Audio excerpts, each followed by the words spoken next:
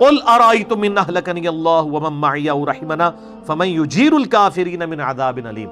اے نبی فرما دو کہ بالفرض اگر اللہ مجھے ہلاک کر دے اور میرے سارے ساتھیوں کو ہلاک کر دے تو کافروں تم کس خیال کے اندر ہو؟ تمہیں اللہ کے عذاب سے کون بچائے گا؟ یہ سمجھانے کے لیے بات ہے کہ ہم بھی اپنے معاملات کے اندر محتاج ہیں اللہ تعالیٰ کے. میں اور میرے ساتھی جو اللہ کو رسپانس کر رہے ہیں، ہم بھی اپنے رب سے اتنا ڈرتے ہیں کہ اگر اللہ تعالیٰ ہمیں ہلاک کر دے، اللہ کے مقابلے پہ ہمیں کوئی چھڑوا نہیں سکتا. تو کافروں تم کس چیز کی اکڑ میں ہو؟ اللہ قل هو الرحمن آمنا به وعلیہ توکلنا. اے نبی الاسلام فرما دیجئے کہ رحمان ہے وہ جس پہ ہم نے توکل کیا، اسی پہ ہم ایمان لائے، اسی پہ توکل اختیار کیا. فستعلمون من هو فی ضلال مبین. ان قریب تمہیں پتہ چل جائے گا کون کھلی گمراہی میں ہے. تم ہمیں گمراہ کہہ رہے ہو نا، مرتے ہی پتہ چل جائے گا کون گمراہی میں ہے. قل ارأیتم ان اصبح ماؤکم غورا. اے نبی الاسلام فرما دیجئے بھلا بتاؤ تو کہ اگر صبح کے وقت زمین میں پانی اپنی تہ کے اندر چلا جائے، فمن یأتیکم بماء معین، تو کون سی ہستی ہے جو پانی اوپر لے آئے جو تمہاری نظروں کے سامنے چل رہا ہو؟ یعنی اللہ تعالیٰ کو کسی شخص کو تباہ و برباد کرنے کے لیے اس چیز کی حاجت نہیں ہے کہ اللہ تعالیٰ کوئی آسمان سے کوئی چنگھاڑ بھیجے یا کوئی طوفان بھیج دے. نہیں، صرف یہ پانی جو ہے نا، یہی زمین کے اندر چلا جائے نا تو کوئی نہیں اسے نکال سکتا. ویسے میں پھر اب یہ بات کرتا ہوں کہ آپ کو پتا ہے کہ اسلام آباد کے اندر واٹر ٹیبل جو ہے وہ آلموسٹ 200 فٹ سے بھی زیادہ نیچے جا چکا ہے. کئی جگہوں پہ 300 فٹ ہے. کوئٹہ میں تو 800 سے 1000 فٹ تک جا چکا ہے. پانی کتنا یعنی کم ہو رہا ہے. جو لوگ یہ سمجھتے ہیں کہ کوئی بزرگ نگاہ مار کے پانی نکال سکتا ہے تو سر نکال کے بتا دیں. ایک تو غریبوں کا بھلا بھی ہو جائے گا. وہ ویسے ہی کہتے ہیں نا بزرگ بڑے لجپال ہوندے نے، غریب نواز ہوندے نے. کرو نا، کوئی کنٹریبیوشن آپ کو نظر آ رہی ہے؟ دہشت گردی میں یہ ملک جھونک دیا گیا، ہمارے کتنے ملک تباہ و برباد ہو گئے.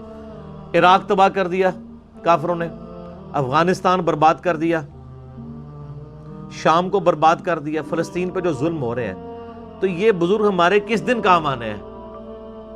کچھ کر کے بتا دیں.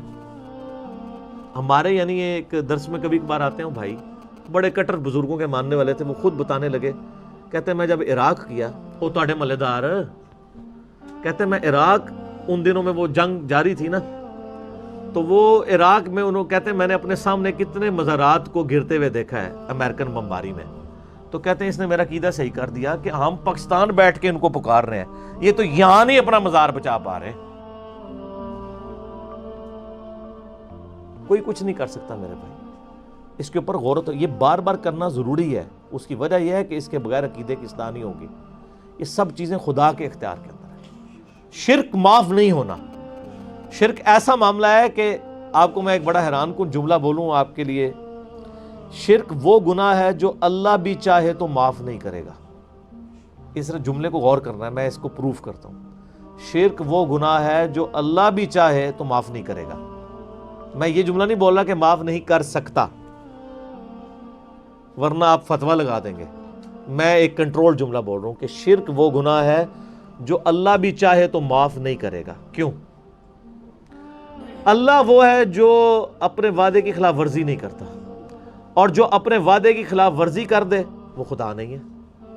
تو اللہ نے قرآن پاک میں یہ طے کر دیا ہے، ان اللہ لا یغفر ان یشرک بہ. اللہ اس گناہ کو کبھی معاف نہیں کرے گا. یہ اللہ تعالیٰ نے اپنے اوپر خود واجب کیا ہوا ہے. اور لا تبدیل لکلمات اللہ، اللہ کے کلمات نہیں بدلتے. اگر کوئی شخص کہے نا کہ اللہ چاہے تو فرعون کو جنت میں بھیج دے، وہ کافر ہو جائے گا. اور اللہ چاہے تو موسیٰ کو دوزخ میں بھیج دے کیونکہ ان اللہ علی کل شیء قدیر ہے، وہ کافر ہو جائے گا. لا تبدیل لکلمات اللہ. تو یہ دین کے یعنی آپ رولز کو بھی سمجھنا ہوگا. یہ بہت سینسٹیو معاملہ ہے. بخاری مسلم میں حدیث ہے، جب میں اپنے یعنی امتیوں کی سفارش کروں گا نا، بار بار اللہ سے اجازت طلب کروں گا، اللہ میرے لیے تعداد مقرر کرے گا. آخری دفعہ جب میں دوزخ سے اپنے امتیوں کو نکالنے کے لیے جاؤں گا نا، جب نکال چکوں گا نا، تو پھر مجھے دروغہ جہنم مالک کہیں گے کہ اے نبی علیہ السلام اب آپ کا کوئی امتی دوزخ میں باقی نہیں رہا سوائے اس کے کہ جسے قرآن نے جنت میں جانے سے روک لیا ہے اور اس کو آپ بھی نہیں لے کے جا سکتے. تو قرآن نے کس کو روک لیا ہے؟ اِنَّهُ مَن يُشْرِكْ بِاللَّهِ فَقَدْ حَرَّمَ اللَّهُ عَلَيْهِ الْجَنَّةَ، بے شک جو اللہ کے ساتھ شرک کرے گا اللہ نے جنت اس پہ حرام کر دی. قرآن نے روکنا مراد اللہ نے روکنا، یہ قرآن اللہ کی صفت ہے نا. تو نبی علیہ السلام، پھر آپ دیکھیں بخاری مسلم کی حدیث ہے کہ اللہ نے ہر نبی کو کوئی نہ کوئی دعا دی تھی جو اس نے دنیا میں کر لی، اور میں نے اپنی دعا اپنی امت کے لیے سنبھال کے رکھی ہے، مقبول دعا، اور میری دعا سے میرے ہر امتی کو نفع پہنچے گا سوائے اس شخص کے کہ جس نے دنیا میں شرک کیا ہوا. اگر شرک کیا تو میری بھی دعا اس کے لیے کوئی نہیں ہے. شرک is the most sensitive issue in the sight of Allah. اللہ کے حضور سب سے حساس معاملہ شرک ہے، اور شرک تو سر آپ نہیں برداشت کرتے ہیں. کوئی خاوند اپنی بیوی کو کسی کے ساتھ دیکھ سکتا ہے؟ آپ کے اندر اگر غیرت ہے تو اللہ تعالیٰ کے اندر کتنی غیرت ہے. شرک والا معاملہ بہت سینسٹیو ہے. تو اللہ تعالیٰ ہمیں شرک سے محفوظ فرمائے. اس کی ڈیٹیلز کے لیے آپ میرا مسئلہ نمبر 3 دیکھیں. دعا صرف اللہ ہی سے، ایاک نعبد و ایاک نستعین. اللہ تعالیٰ سے دعا جو حق بات میں نے کہی اللہ تعالیٰ ہمارے دلوں میں راسخ فرمائے. اگر جذبات میں میرے منہ سے کوئی غلط بات نکل گئی اللہ تعالیٰ ہمارے دلوں سے معاف کر دے. ہمیں کتاب و سنت کی تعلیمات پر عمل کر کے دوسرے بھائیوں تک پہنچانے کی توفیق عطا فرمائے. اللہم صلی علی محمد وعلی آل محمد کما صلیت علی ابراہیم وعلی آل ابراہیم انک حمید مجید. اللہم بارک علی محمد وعلی آل محمد کما بارکت علی ابراہیم وعلی آل ابراہیم انک حمید مجید. سبحانک اللہم وبحمدک اشہد ان لا الہ الا انت استغفرک واتوب الیک وما علینا الا البلاغ المبین. جزاکم اللہ خیرا.